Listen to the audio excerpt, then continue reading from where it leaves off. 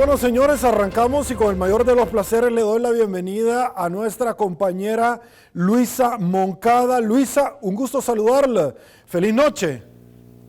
Hola Sergio, buenas noches a tu audiencia. Gracias por la invitación. Gracias a usted por tomarnos en cuenta, Luisa. Queremos saber cuál es su opinión. Acaban de pasar las elecciones internas del partido Nuevas Ideas, altamente cuestionadas desde tiempo atrás, pero de hecho renunciaron varios candidatos como Botton, el de Antiguo Cuscatlán. Marvin Aguilar lo hizo hace poco, pero no solamente renuncian a una candidatura, sino que a cualquier afiliación partidaria con Nuevas Ideas se van con duras críticas. De hecho, presentamos al inicio de esta entrevista una mesa de prensa de Nuevas Ideas Soyapango, hablando de inducción al voto, hablando de que ya todo estaba prácticamente escogido, donde se compraron chip para votar, elecciones fraudulentas, donde se habla hasta de acudir a la Fiscalía General de la República, al Tribunal Supremo Electoral, a cualquier otra instancia, de no respetar el silencio electoral, de campaña adelantada. Luisa, ¿cómo cala esto luego que el primo del presidente también recibió este tipo de críticas cuando fue electo de una forma, en una forma cuestionada? Pero también llegan otros vasos comunicantes, como lo son en determinado momento funcionarios del actual gobierno, incluyendo a Walter Araujo, altamente cuestionada. ¿Tu opinión? Sí, claro, Sergio. A ver, lamentablemente yo creo que este era un panorama que muchos nos esperábamos con las elecciones de Nuevas Ideas, más sin embargo, el que nos lo esperábamos no significa que deje de ser desalentador, porque recordemos que estas son apenas las primeras elecciones que tiene Nuevas Ideas como instituto político. Recordemos que en los comicios en los que el presidente ganó, pues él lo hizo con la bandera del partido Gana. Entonces, el que en este momento, en unas primeras elecciones, y que no son ni elecciones nacionales, sino que son elecciones internas, ya se esté señalando casos de corrupción al interior de las mismas bases, es una situación compleja. Yo lamento mucho el que muchas personas hayan confiado en esto y hayan creído en que realmente el proceso iba a ser limpio, porque hemos visto una cantidad de candidatos tanto a diputaciones como a alcaldías que no venían de puestos conocidos, sino más bien eran personas normales, ¿no? Comunes y corrientes, y que sí creyeron en que este partido político les iba a dar una alternativa para poder ejercer el poder desde el órgano del Estado que ellos quisieran, ¿no? En este caso, hablamos pues de la Asamblea Legislativa y también quienes estaban o querían aspirar a los consejos municipales. Lamentablemente, nada nuevo bajo el sol.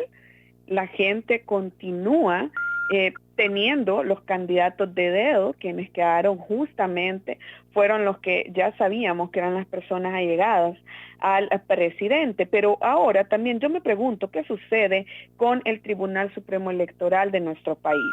¿Qué va a pasar? Porque muchas de las personas que salieron favorecidas por estas decisiones de las elecciones internas en este momento están ocupando puestos de elección, ¿no? Se están ocupando puestos cercanos al presidente y que según nuestras leyes y según lo que dictamina nuestro código electoral, ellos tuvieron ya que haber renunciado a sus puestos para poder demostrar algún interés electoral. Entonces, esto también es algo que tenemos que tener muy en cuenta por cómo se está manejando la rueda electoral en el país por hoy, Sergio.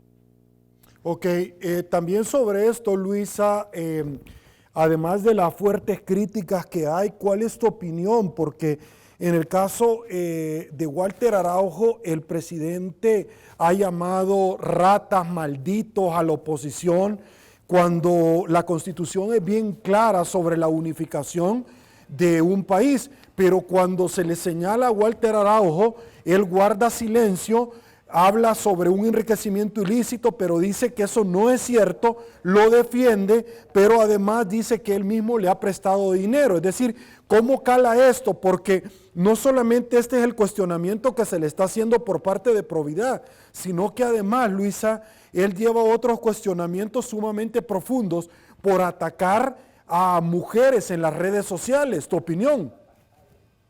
Me preocupa muchísimo que justamente un partido político que se ha querido vender y que ha ganado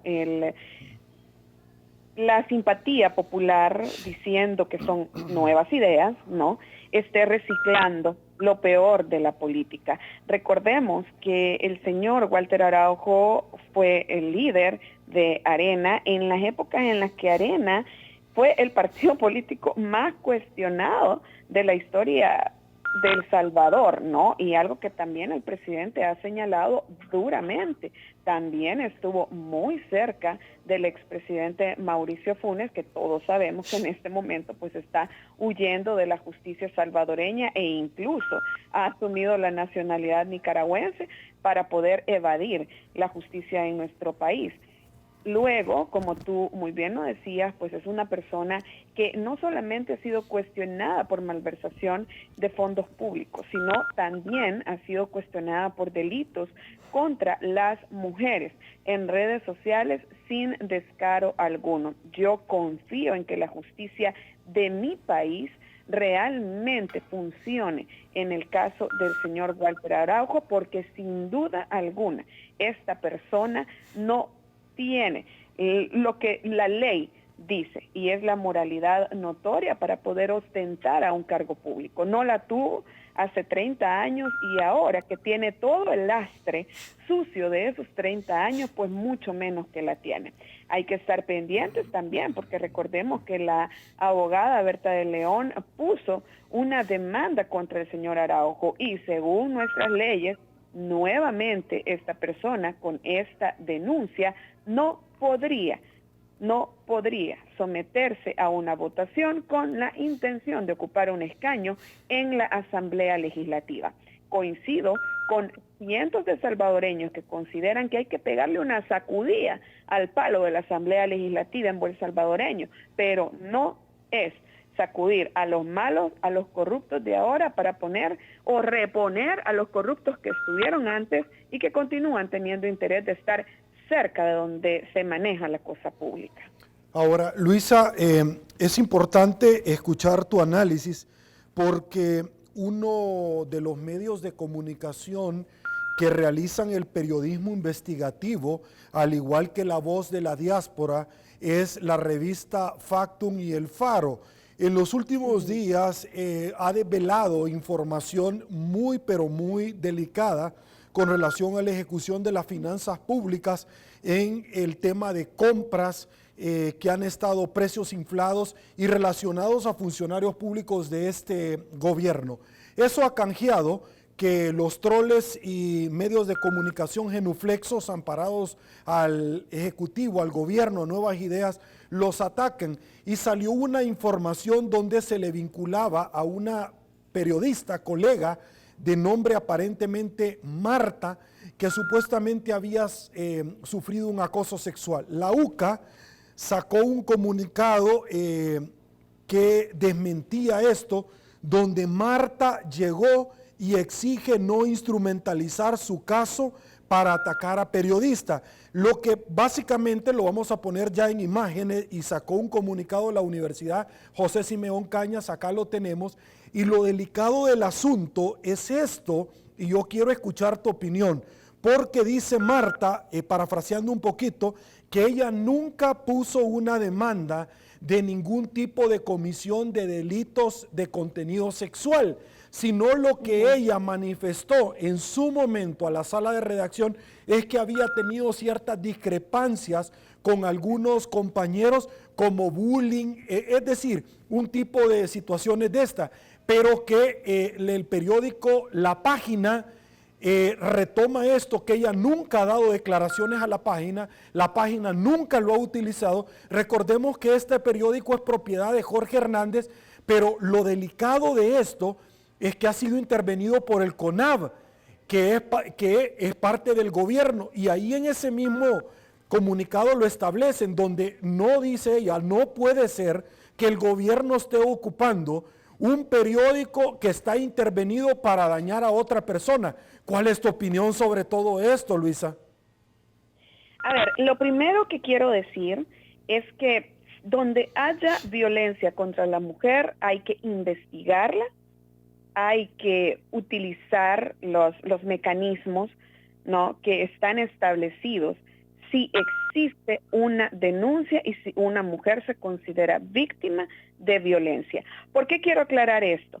Porque mucha gente cuando se ha hablado de este caso dice, no, pero es que como son los del Faro, ustedes no quieren decirlo. No, sea el Faro o sea el medio de comunicación que sea, yo siempre voy a pedir justicia para los casos de violencia contra la mujer. Pero también tenemos que tener claro, Sergio, que existe una cosa que se llama la revictimización. Si una mujer no se considera víctima, y como en este mismo caso que tú lo has mencionado, que ella ha acudido al IDUCA para que le puedan ayudar, porque totalmente se ha sacado de contexto su denuncia y se ha dicho que incluso se deja entrever que ella sufrió de una violación, algo que es sumamente grave, que está penado en nuestras leyes, y ella dice, no, yo no lo pasé. Entonces, lo que realmente está sucediendo acá es un caso de revictimización y que está siendo amparado, ¿no? Está siendo promovido también desde el Ejecutivo en nuestro país. ¿Qué te quiero decir con esto? De que si ustedes, amigos televidentes, lo pueden buscar en mis redes sociales. Si en el momento en el que se publicó, yo dije, si hay un delito, espero que se haga justicia. Pero asimismo, como en ese momento la misma víctima, entre comillas, ¿no?, ha salido a decir, oye, perdón, pero a mí no me han violado. Lo que está diciendo este medio de comunicación no es cierto, y la campaña a la que se ha sumado el presidente de la República y todos sus funcionarios no es cierta, y me están utilizando para afectar a un medio de comunicación que ha sido crítico con el gobierno y que ha sacado a la luz actos de corrupción y que los ha sacado en todos los gobiernos, no solamente con el gobierno del señor Nayib Bukele. Lo hizo con la tregua, ¿no?, mientras era el FMLN el que estaba, lo hizo con las reuniones de pandilleros, con el diputado Norman Quijano, también de Arena. Entonces, es realmente preocupante que el presidente utilice estos casos, y el presidente y sus funcionarios también, porque todo pareciera indicar de que tienen una rueda de caballito en Twitter y que el presidente dice, ok, vámonos, y todos los funcionarios van atrás de él hablando del tema que el presidente quiere poner en tendencia. Es muy preocupante de que por un lado estos casos, que tal como lo dijo esta persona, Marta, no es cierto, pues, pero el presidente utiliza este caso solamente porque involucra a uno de sus adversarios, y en otros casos, como por ejemplo el que ya hablábamos del señor Walter Araujo, de sus funcionarios que se han visto también señalados por faltarle respeto a las mujeres, por ejercer violencia en redes, y en casos como los de él mismo, porque recordemos que el presidente también ha estado envuelto en denuncias, ¿no?, de cometer actos que están afrontando la realidad de las mujeres en El Salvador, y en ese tipo de casos el presidente guarda silencio absoluto, mientras en casos en los que no existen, o que aparentemente, pues tal como lo ha dicho Marta, están totalmente sacados de contexto, entonces a él sí le parezcan preocupantes. Para mí lo más importante en todo esto es que nuestros amigos televidentes evalúen la situación y logren ver esto no solamente como un caso, sino en la totalidad de las situaciones que están pasando en El Salvador. Los feminicidios continúan cometiéndose. Los casos de violencia contra la mujer continúan cometiéndose. Los delitos contra las mujeres continúan siendo el común denominador en la sociedad salvadoreña, pero tenemos a un presidente que ha puesto bozal a instituciones como el ISDEMU, por ejemplo, que de manera descarada sí hablan de casos como el que tú haces referencia de lo publicado por la página con total antiética, pero callan en otras situaciones, mientras el presidente dice que en la historia de El Salvador las mujeres no han estado tan bien, ¿no? Cosa que es realmente alarmante, porque está, por un lado, utilizando un caso para revictimizar a una mujer. Por el otro lado, está ocultando completamente la realidad de un país en el que la violencia contra las mujeres ha sido el común denominador siempre, y se conoce, no solamente en El Salvador, a nivel mundial, tristemente, por esto. Listo. Luisa Moncada, muchísimas gracias por su tiempo, gracias por su análisis. La esperamos el jueves, 6:30 de la mañana. Claro que sí. Claro que sí, nos vemos el jueves por la mañana. Sergio, gracias por la oportunidad, un fuerte abrazo a todo el pueblo salvadoreño y por favor cuídense mucho y sigan las medidas dadas para hacerle frente a esta pandemia. Sergio. Perfecto, muchísimas gracias, le agradezco. Me quedo con estos dos videos antes de dar paso a nuestra próxima llamada, a nuestro próximo invitado, por favor.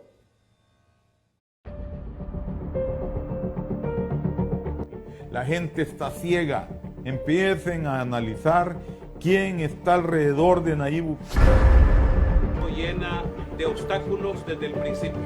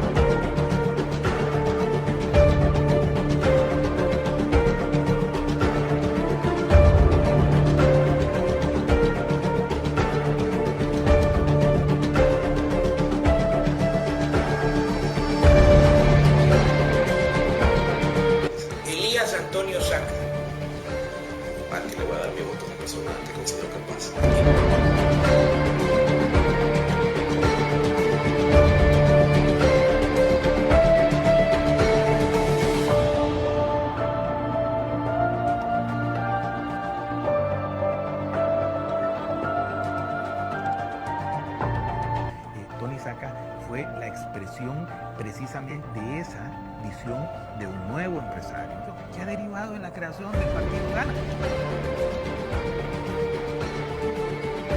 Pues Herbert es un buen amigo, una persona muy allegada a nuestro proyecto.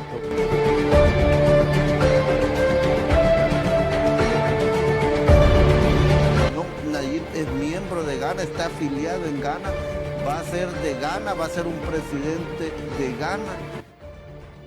Nayib Bukele nunca se puso una camisa celeste, hombre.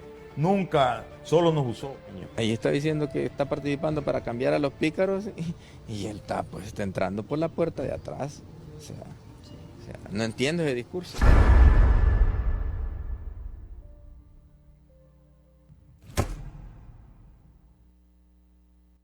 Si ya tenemos candidato, pues sería de apoyar a Will, pero hoy por hoy Guillermo Gallegos apoya o le parece que el mejor candidato es Carlos Callejas. Si usted me pregunta a mí, Guillermo Gallegos, ¿a quién apoyaría?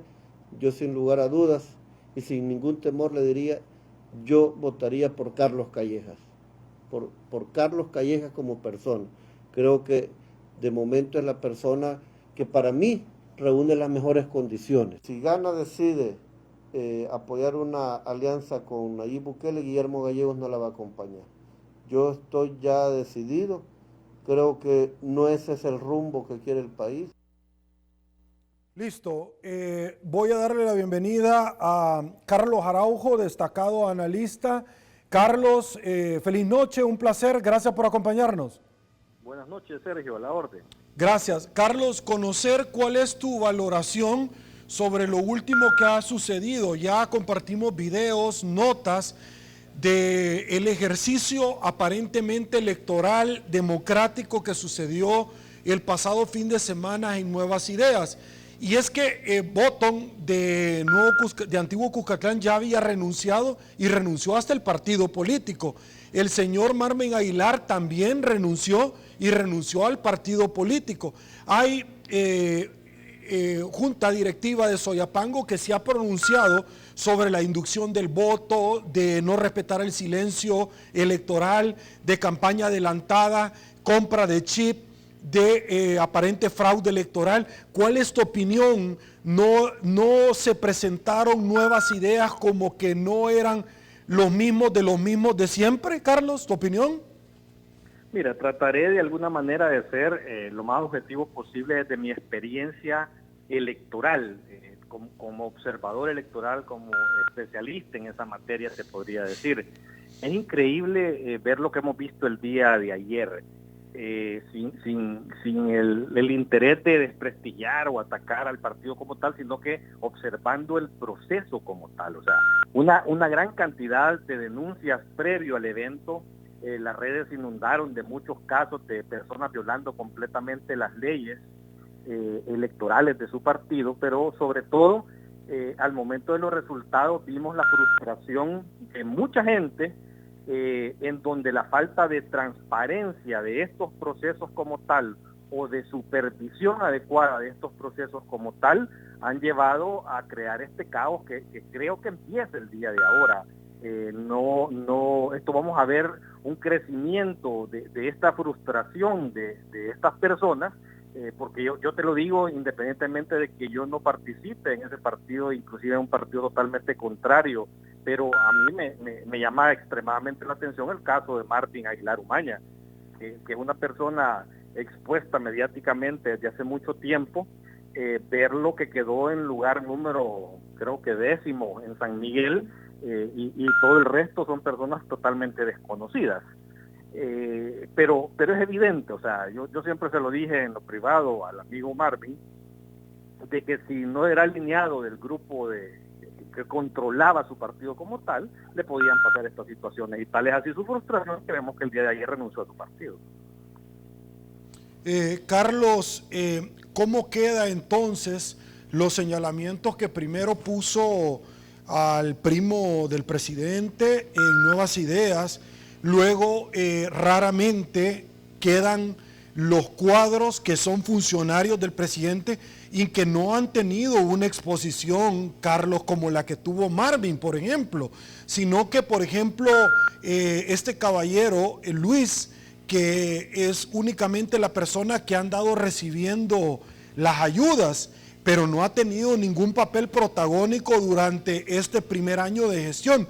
¿Cómo queda esto bajo los señalamientos también de que habían personas que decían que cuando les daban una canasta alimenticia les tomaban el DUI, y unas han denunciado que hasta ya parecían afiliados a Nuevas Ideas? ¿Tu opinión? Claro, sí. Han habido muchos ciudadanos que han denunciado esa práctica, que aparecen de repente en un registro, en un padrón electrónico de algo que jamás lo solicitaron, y eso lo podemos ver en las redes como tal. O sea, mira, aquí lo importante es que la ciudadanía debe de darse cuenta quiénes son los que están ahí. O sea, que toda aquella perorata de los mismos de siempre, de los malos que hay que sacarlos, o sea, estos salieron peor que lo que señalaban.